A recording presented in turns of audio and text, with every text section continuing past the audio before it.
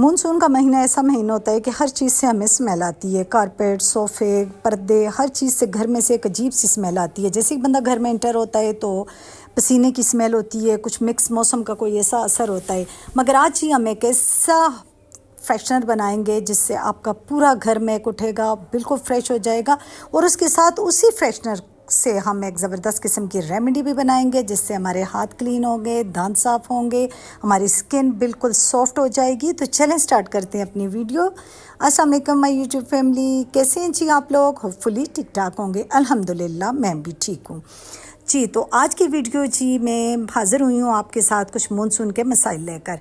जब आप अपने कमरे में इंटर होते हैं या घर में इंटर होते हैं तो एक स्मेल आप को वेलकम कह रही होती है जो कि बहुत ही नागवार गुजरती है। तो आज की वीडियो में जी ऐसा एक एयर फ्रेशनर मैं बनाऊंगी जो कि बहुत इजी और कुछ ऐसी चीज़ें जो कि आपके पास घर में मौजूद हैं उनसे ये बनेगा। कोई लंबी चौड़ी चीज़ों की ज़रूरत ही नहीं है। सबसे अच्छी बात ये है इस एयर फ्रेशनर की कि किसी लंबी चौड़ी चीज़ की ज़रूरत नहीं है। वो दो चार चीज़ें जो हर घर में मौजूद हैं, हर बंदा अफोर्ड कर सकता है। सिर्फ 10 से 15 रुपए में बनने वाला ये एयर फ्रेशनर बाज़ार के बहुत महंगे एयर फ्रेशनर का ज़बरदस्त किस्म का मुकाबला करेगा। तो इसके लिए हमें चाहिए जी अच्छा खासा एक तगड़ा सा मैंने लिया है लीमू और उसको मैं काट रही हूँ और इसका सिर्फ मुझे आधा हिस्सा चाहिए। आधा हिस्सा मैंने काट लिया है और अब इसको हम अच्छे से स्क्वीज़ कर लेंगे एक कप में। और आप देख रहे हैं कि इसमें रस अच्छा खासा है। अगर आपके पास छोटे लीमू हैं और कम रस वाले हैं तो फिर आप पूरा लीमू भी ले सकते हैं। अगर ज़्यादा साइज़ छोटा है तो 2 लीमू भी ले सकते हैं। लीमू की खुशबू आप जानते हैं कि ये हवा को, आपके घर की फ़ज़ा को जो है फ्रेश कर देती है। और सावन के महीने में लीमू का इस्तेमाल आपको बहुत सारी बीमारियों से भी बचाता है। इससे मुँह का जायका अच्छा होता है, भूख बढ़ती है और मैदे के मसाइल भी हल होते हैं। तो इस वक्त जी जो हम एयर फ्रेशनर बना रहे हैं इसमें मैंने आधे लीमू का रस लिया और उसके साथ आप देख सकते हैं मेरे पास जो स्पून है वो काफ़ी गहरा है, यानी कि इसमें 2 टेबलस्पून अरके गुलाब जाएगा। अरके गुलाब भी हर घर में मौजूद होता है। और उसके साथ हम आम सादा पानी जी वो हम शामिल करेंगे और इसको हमने अच्छे से मिक्स करना है। आप एक बार इस एयर फ्रेशनर का इस्तेमाल करेंगे तो आप बाज़ार से मिलने वाले महंगे एयर फ्रेशनर को बाय बाय कह देंगे। तो यहाँ पर जी हमने इसको अच्छे से मिक्स किया और उसके बाद इसको मैं डालूँगी। आप कोई भी स्प्रे बोतल ले सकते हैं। ये मेरे पास 3 स्प्रे बोतल हैं और इनमें से जो आपको इजी लगे आप ले लें। तो मैं ये जो इस्त्री वाली बोतल होती है ये और इसके जो है स्ट्रॉ का कलर और बोतल का कलर डिफरेंट है। तो आपने इस चीज़ को इग्नोर करना है क्योंकि कहते हैं महंगा रोए एक बार, सस्ता रोए बार बार। ये मैं कितनी ही बार ये मैं जो है स्ट्रॉ चेंज कर चुकी हूँ लेकिन मेरी हेल्पर जो है इसको ख़राब कर देती है। अब मैंने सोचा है कि अच्छी वाली मैं बोतल लेकर आऊँगी जो कि बहुत अरसा चले।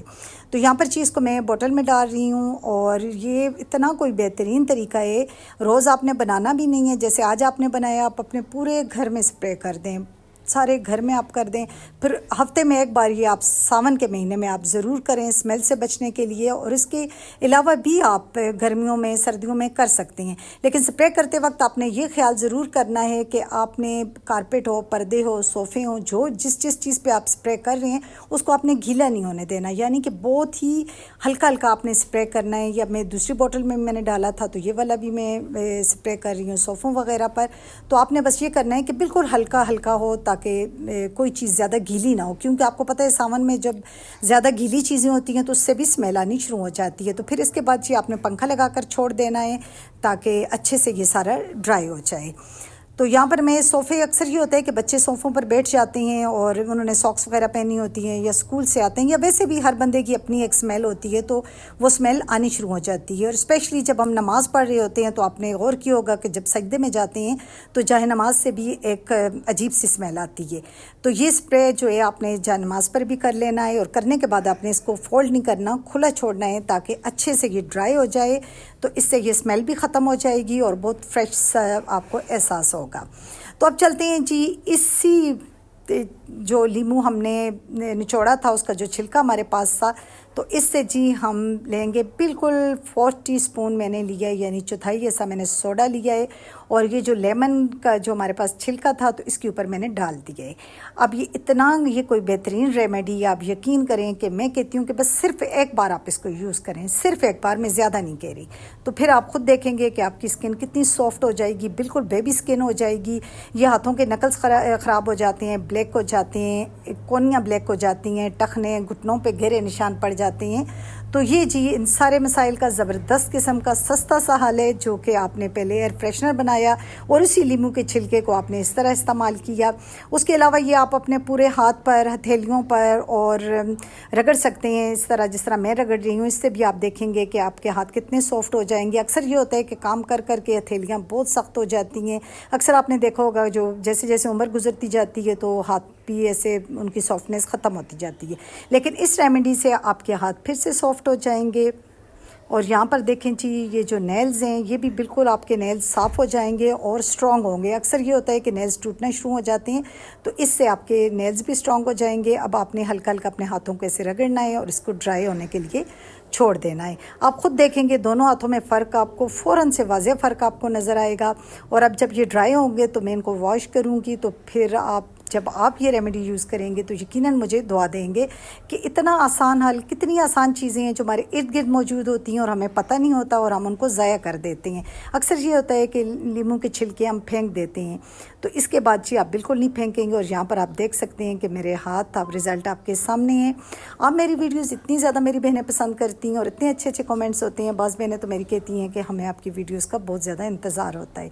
तो इससे अच्छी बात क्या है जी एक यूट्यूबर के लिए कि उसकी ऑडियंस उसकी वीडियोज़ का इंतज़ार करती है। मेरी एक सिस्टर का कमेंट था कि सिस्टर मैंने आपसे वैनिटी के बारे में पूछा था तो आपने बताया नहीं है।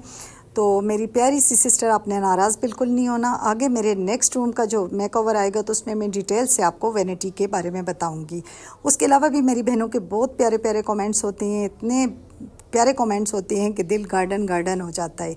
तो अब आप देख सकते हैं मेरे हाथों को कि कितने अच्छा मतलब कलर मेरा फेयर हो गया हाथों का, स्किन मेरी सॉफ्ट होगी।